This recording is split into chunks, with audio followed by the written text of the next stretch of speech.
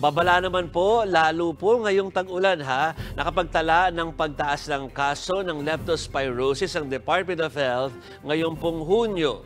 Nasa 83 kaso ang naitala mula June 2 hanggang June 15. Mas mataas po kumpara sa 6 na pong kaso o 6 na pong kaso mula May 19 hanggang June 1. Sa kabuuan, higit 800 na po yung kaso ng sakit ngayong taon kung saan 84 ang kumpirmado po na nasawi.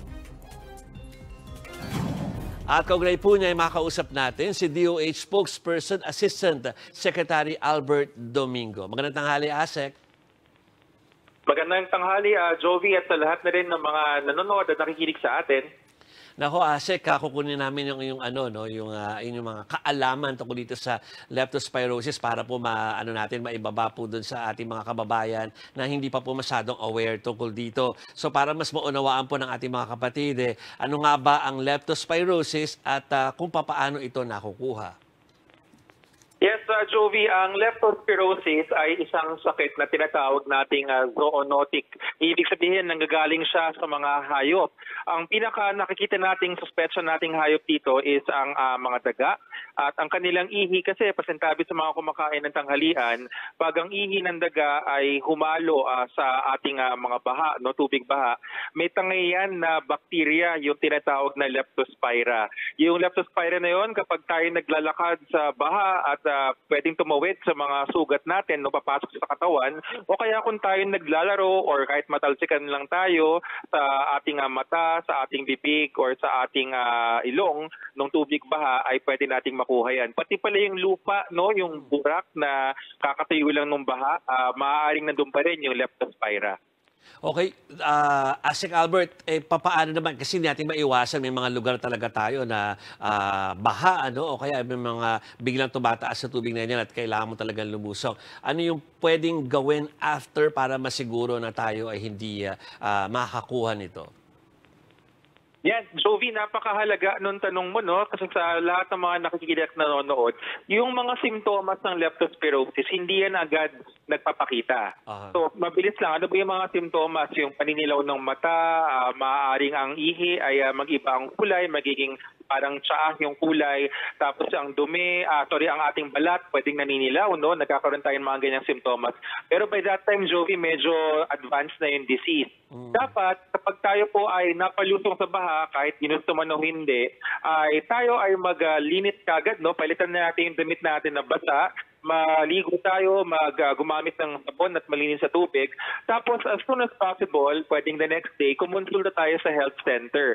Bakit po? Kasi yung health center, makakabigay ng abiso kung anong prophylaxis o antibiotic ang pwedeng ibigay para maiwasan yung mga komplikasyon. So, para malinaw, ASEC Albert, dapat wag nang hintayin yung talagang makita pa yung sintomas kasi tama ba intindi ko sa sinabi niyo na pwedeng kapag may sintomas baka medyo nasa ibang stage na yon at mas delikado na? Yes, that's correct, Jovi. Actually, pag nakita ng symptoms, makikita niyo yun sa mga reports na rin, ang mga advanced stages ng leptospirosis, dinadialysis. Kung hindi man dialysis, na sa loob ng intensive care unit. Kasi ang mga tinatamaan na bahagi ng katawan, ang utak, ang atay, at ang bato o kidney.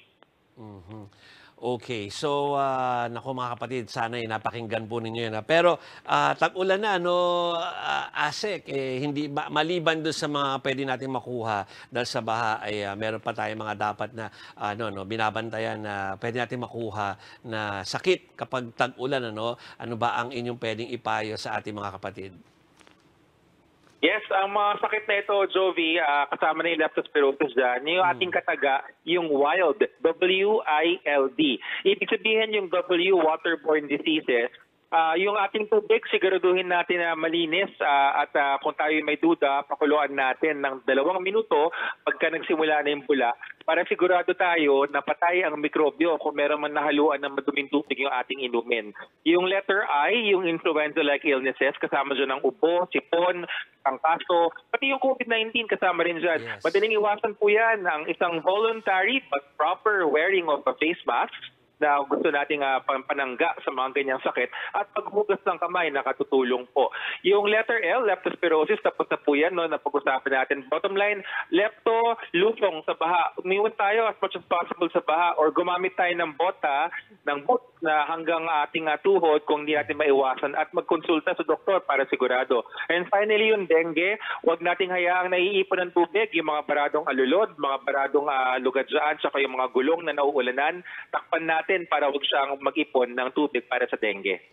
Asek, sa next natin pag-uusap, yung dengue pag-usapan natin, lalo at umiinit na rin ang issue tungkol dito. Pero next time na yun, Yes. Asek. Asek, maraming salamat. Asek Albert Domingo po ng DOH.